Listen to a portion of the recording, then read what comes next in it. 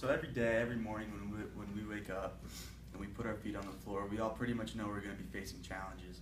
And I think there's something inside all of us that looks forward to that. I think we like being challenged. We like overcoming them. That's why we signed up to come here.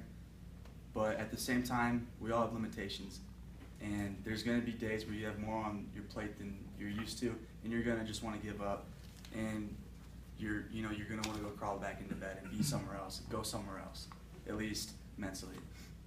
But the truth is, none of us have faced a challenge of the same magnitude of what Ryan Turner saw in Iraq, where instead of waking up in the morning and going to school, he was waking up in the morning knowing that he had to go toe-to-toe with an enemy who was trying to kill him. And so, for a poet, he had some pretty unique experiences. Not many poets can say the same, that they actually saw combat. And this is what really laid the foundation for his literature. So a little background about Turner's experience with the Army. He was enlisted for 7 years. He was deployed in 1999 to Bosnia, and then later in 2003, he was part of that first wave of troops sent over to Iraq in response to 9/11.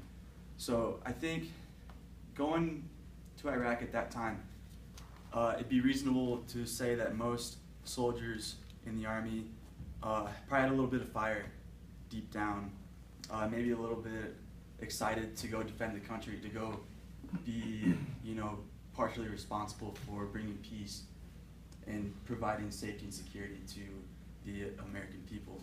But in his poem R&R, which is what I'm going to talk about today, you don't see that fire. You don't see anything like that.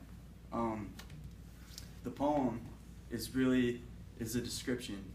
The narrator is describing a state of mind that he's in. One of the lines in the poem, the narrator says, "Somewhere deep in the landscape of the brain, under the skull's blue curving dome, that's where I am now." So it's taking place in the narrator's mind. It's almost like a daydream or a fantasy. And I think daydreams really can tell some of the most deepest, most internal truths that you can have, because it's what you're thinking about when you're really not thinking about anything. It's what's already planted in your head. So in this poem, the narrator describes this scene where he's on a beach. He's with his girlfriend,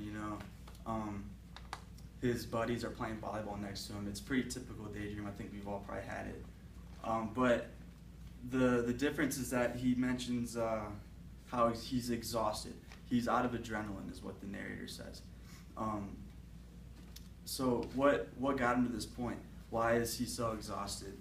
And I had some pictures of the vehicles that Turner was attached to. He was a team leader for a Stryker brigade, and Strykers are these light armored vehicles, and their specific mission is to transport infantry soldiers to and from urban combat battlefields.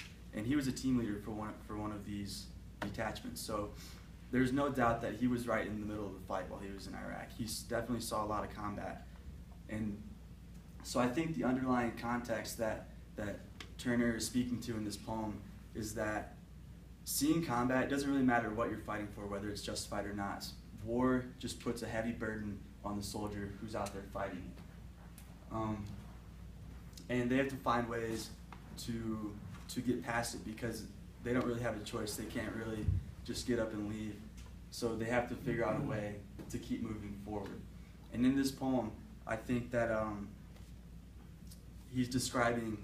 he's kind of speaking for all soldiers, not necessarily himself, but you have to find some kind of light at the end of the tunnel, some kind of motivation, a happy place, or like an end game that's going to push you through, the point where you don't want to be. So even, in your darkest place, you have to find some kind of light, and that's what's going to get you through some of your toughest situations. So thanks for your time. You guys